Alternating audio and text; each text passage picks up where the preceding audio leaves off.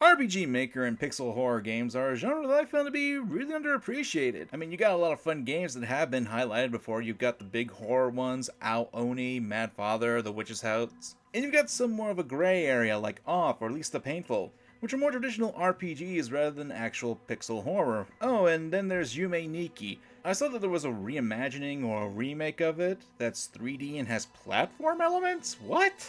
I wonder how... Son of a... Hello, Internet! Welcome to Game Theory! I don't know, it's scary. Most of these games you've probably heard of because of... Hello, everybody. My name is Markiplier, and welcome to You Terrible Man. Yes, the Dregs of Society. But the genre is quite large, and there are plenty of great games, especially the one I'm covering today that has been played by a lot of the LP names, Misao. There's been a trend going on for the last couple months where there are classic RPG Maker games that have made their way back to the public view. You've got Misao, Mad Father, One Shot. Hell, we've got some games from Yuri who made a lot of games like The Crooked Man, The Boogeyman, and probably by the time I'm done doing this script, The Hangman should be out. A lot of these seem to be remakes or reimaginings or touch-ups of the original classic RPG games. And there are some other improvements that you can find if you've played both versions and maybe back-to-back. And a lot of these are under the publisher of AGM Playism, who also did that Yume Nikki remake that I brought up earlier. Check them out on Steam if you want to get a chance. There are a lot of games with positive reception and some of them for really low prices too. But anyway, we're here talking about Misao, and I gotta be honest, I haven't played the original in years. It's hard to believe it came back out in 2011. Ugh, starting to feel old again. So, what is Misao? Essentially, the game version of 1,000 Ways to Die. Not gonna lie, it's actually kind of fun to see how you can die in the game. Some of these can be quite gruesome, some of them can be funny, and some of these...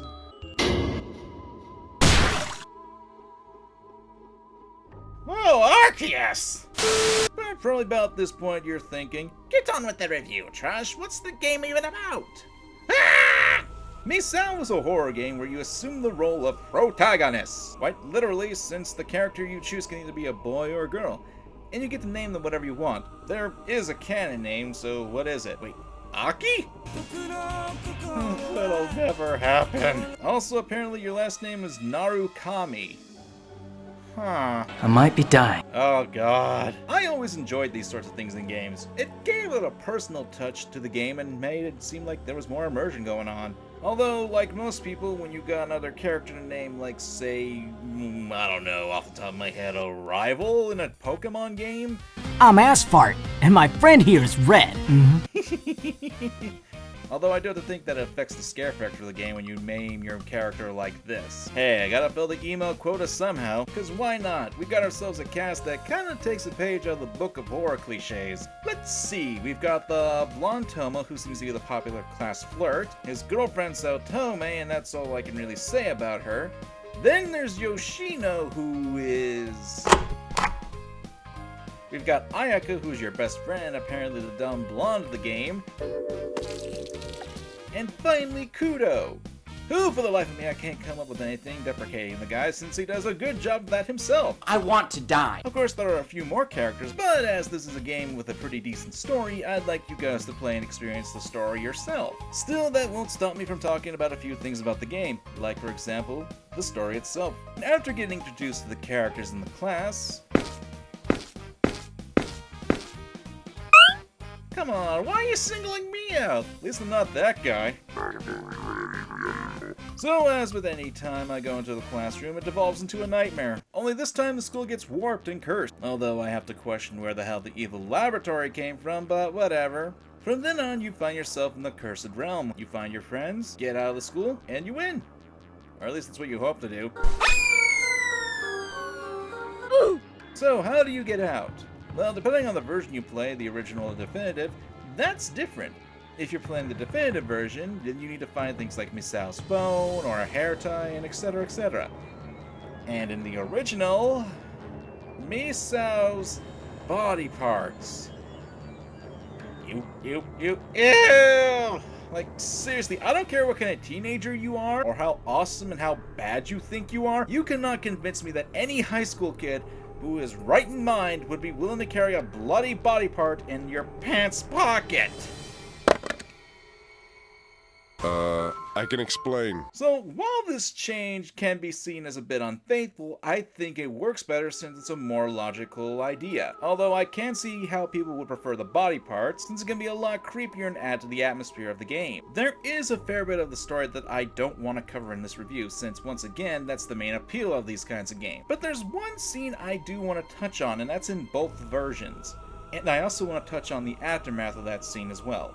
Okay, so there's a scene where you find Yoshino strapped to a table and there's blood all over the place. Now, at this point, you've probably seen that Yoshino isn't exactly the greatest person alive, but hey, since I'm a nice guy and frankly I don't want to see someone die in front of me when I can prevent it, you're given a choice to help her or not. So I choose yes and... Just wait, I'll untie you. Woo! Thank you. You're a good guy after all. Way cooler than that Kudo jerk. Yoshino, you're always picking on people weaker than you. That's bullying, you know. Excuse me? Huh? What about it? Can you promise me something? Promise me you won't bully the weak anymore? Now is not the time to have a moral grandstand! You're wasting time! That person's just a big bully. Oh, You see, in the original, you didn't help Yoshino until after she agreed to stop bullying. And even if you agreed to help, you didn't. And frankly, it's kind of BS from these sorts of things, since it's one of those meaningless choices. And the remake, it's almost as bad. Hell, I could say it's even worse, since while you start to help free Yoshino, you actually stop and basically berate and give her an ultimatum to turn over a new leaf. Oh no, how could this happen? It's because you wasted time, genius! I hate that in games like this. Yes, Yoshino is a horrible person, as you will find out in the game, and someone who, I will admit, deserved to face her crimes. But if you're going to give me a choice to save someone and it's possible to save them, then don't give me BS like that, since it's wasting time. And it's such an easy thing to fix too. Just have the doctor give his warning groan right after you indicate that the MC is untying Yoshino. Then it won't come as if the MC is a prick for having a moral high ground when someone's life is in danger. That is the one part of the story that really annoyed me, even back in the original. And I'm kind of annoyed that it made it into the definitive version too. Oh, and I'd be remiss if I didn't talk about the other part of this scene. You see, in the original, in order to dodge the evil doctor in the scene, you had to hide in a body. The perfect hiding spot. Okay, once again, I don't care how much of a badass you think you are, unless you're seriously messed up in the head, you wouldn't try to hide in a body. And I think it works better in the definitive way, since while you hide in a stuffed bear, you begin to think though, maybe that wasn't a stuffed animal? I think it makes it a bit creepier with that bit of uncertainty looming in the air. So let's actually talk about the gameplay, and there's nothing really special I can bring up about it, since it's pretty much your standard affair when it comes to the controls in RPG Maker games. You walk around, you solve puzzles, you watch the story, etc, blah blah blah blah blah. Although there's one thing I should point out, and that is that you have a quick save function. Although it's more of a checkpoint system that you can activate whenever you hit the shift key. And this is important in case you run across one of those many death scenes that I alluded to earlier.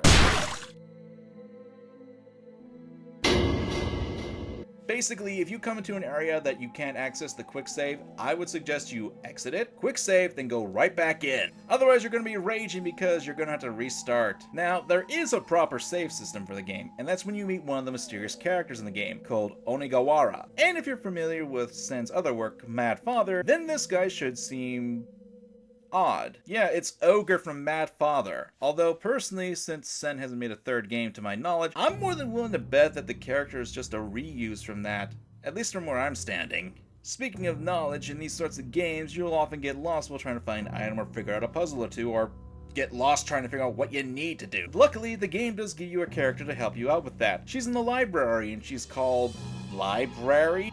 That's just stupid. But hey, if that name is too redundant for you, you can rename her. Or if you feel like being a real jerk, you can actually have her kill you. It's the revenge of the nerds. Still, she's a helpful character in case you get stuck.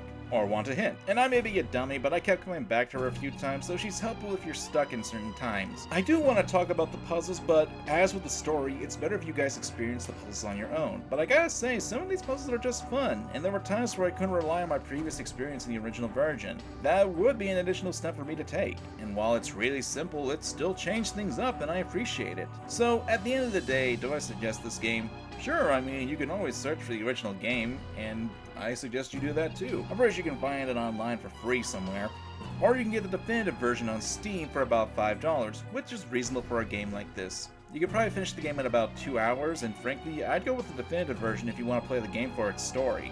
The reason being is that it's got a lot more polish to it, better graphics, and one thing I can appreciate is the additional emotional busts that the characters have.